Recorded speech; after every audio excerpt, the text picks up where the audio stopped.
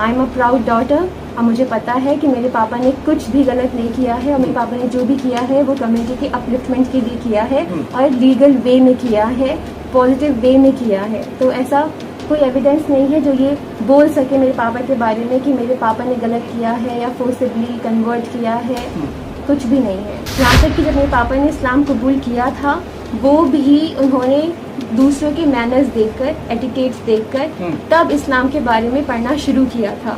और मेरे पापा ने स्पेसिफिकली इस्लाम के बारे में पढ़ना शुरू नहीं किया था, उन्होंने बाइबल भी पढ़ा है, गीता भी पढ़ा है, सारी रिलीजन की बुक पढ़ी है। उसके बाद मेरे पापा ने एक्सेप्ट किया है that there is only one god and we should worship अल्लाह।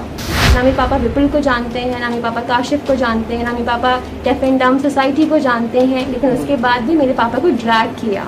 मौलाना कलीम सिद्दीकी, उमर गौतम, जहांगीर और उमर गौतम के बेटे अब्दुल्ला उमर समेत कुल 16 लोग जिनके ऊपर जबरन धर्मांतरण का आरोप लगाया गया था और इनकी गिरफ्तारियां यूपी एटीएस के जरिए की गई थी। आपको याद होगा 2021 में हमने आपको जो खबरें दिखाई थी और जो इंटरव्यूज किए थे, उन तमाम इंटरव्यूज और खबरों के जरिए आप तक ये तमाम जानकारियां पहुंचाई थी कि आखिर किस तरह से और क्या कुछ यूपी एटीएस के जरिए किया गया और किन आरोपों के तहत मौलाना कलीम सिद्दीकी, उमर गौतम, जहांगीर और उनके बेटे अब्दुल्ला उमर समेत 16 लोग जिनको गिरफ्तार किया गया था, उन सब पर जो संगीन धाराएं लगाई गई हैं, उन संगीन धाराओं में कितनी सजा हो सकती है। 2021 में शुरू हुए इस पूरे मामले के बाद अब 2024 में इस पूरे मामले में कोर्ट ने इन तमाम 16 लोगों को दोषी करार दिया है। मौलाना कलीम सिद्दीकी, उमर गौतम, जहांगीर और उसी के साथ उमर गौतम के बेटे अब्दुल्ला उमर समेत ये 16 लोग हैं कि जिनके ऊपर जबरन धर्मांतरण का मामला दर्ज किया गया था, जिनको जेलों में रखा गया था और इनका केस लखनऊ की एनआईए एटीएस कोर्ट में चल रहा था। 9 तारीख से ही ये खबरें सामने आने लगी थी सोशल मीडिया के जरिए और सूत्रों के जरिए कि सुनवाई मुकम्मल हो गई है इस जबरन धर्मांतरण मामले में और सजा तय कर दी गई है। इन तमाम 16 लोगों को जबरन धर्मांतरण मामले के केस में दोषी करार दिया गया है। जो केसेस इन पर लगाए गए हैं, जो धाराएं इन पर लगाई गई हैं, वो बहुत ही संगीन धाराएं हैं और उन धाराओं में आपको बता दें कि 10 साल से ज्यादा तक की सजा या फिर उम्र कैद की भी सजा इसमें हो सकती है।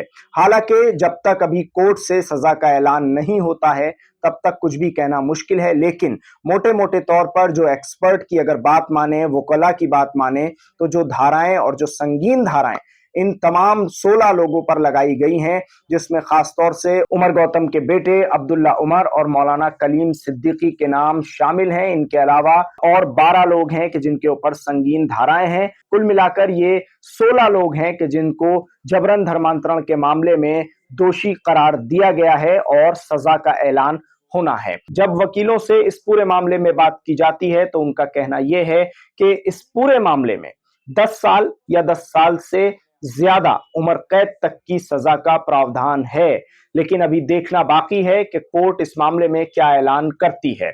आपको बता दें कि जब ये जबरन धर्मांतरण का पूरा मामला चल रहा था और किस तरह से मौलाना कलीम सिद्दीकी और उमर गौतम की जो गिरफ्तारी हुई थी, उसकी एक एक खबर आपको हमने आईएनएन चैनल के जरिए दिखाई थी। आप चाहें तो आईएनएन चैनल की जो वीडियोस हैं उनको देख सकते हैं और उसमें आपको मिल जाएगा कि किस तरह से उमर गौतम की जो बेटी है उनका एक एक्सक्लूसिव इंटरव्यू किया गया था और उसमें उन्होंने सारी चीजें सामने रखी थी।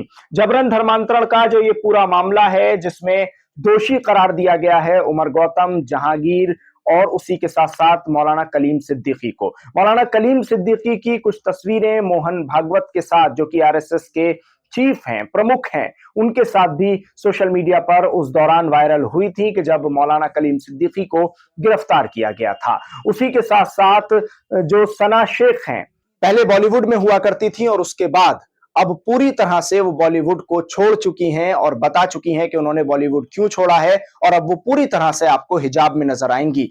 उनके भी निकाह से मौलाना कलीम सिद्दीकी का एक कनेक्शन था, वो भी उस दौर में आपको हमने दिखाया था। तो कुल मिलाकर ये जबरन धर्मांतरण का जो मामला है, इसमें मौलाना कलीम सिद्दीकी, उमर गौतम, जहांगीर और अब्दुल्ला उमर समेत टोटल 16 लोग हैं कि जिनके ऊपर ये पूरा मामला तय किया गया है, दोषी इनको करार दिया गया है। सजा का ऐलान होना बाकी है, लेकिन ये पूरी तरह से तय कर दिया गया है कि इन लोगों ने जबरन धर्मांतरण ही कराया था। बहुत सारे ऐसे नॉन मुस्लिम थे, हिंदू थे, जिनको इनके जरिए जबरन इस्लाम धर्म की तरफ लाया गया था। लेकिन एक बड़ा सवाल है और ये सवाल हम आपसे जरूर पूछेंगे, कमेंट में आप अपनी राय जरूर दीजिएगा। क्या जबरदस्ती किसी का धर्म परिवर्तन कराया जा सकता है? पैसे के लालच में, माल दौलत के लालच में, प्रॉपर्टी के लालच में, या कोई और लालच देकर क्या किसी को जबरन हिंदू से मुसलमान बनाया जा सकता है या मुसलमान से हिंदू बनाया जा सकता है? वीडियो के आखिर में ये एक सवाल है, आप कमेंट के जरिए इसका जवाब जरूर दीजिए। अगली अपडेट के लिए हमारे चैनल को सब्सक्राइब जरूर करें, बेल आइकन जरूर दबाएं और अगर अभी तक आपने हमारे फेसबुक पेज को फॉलो नहीं किया है तो फॉलो जरूर कर लीजिए। इंस्टाग्राम पर हमारा चैनल INN है, उसको भी आप फॉलो कर सकते हैं। बहुत बहुत शुक्रिया हमारे साथ इस खबर पर जुड़ने के लिए।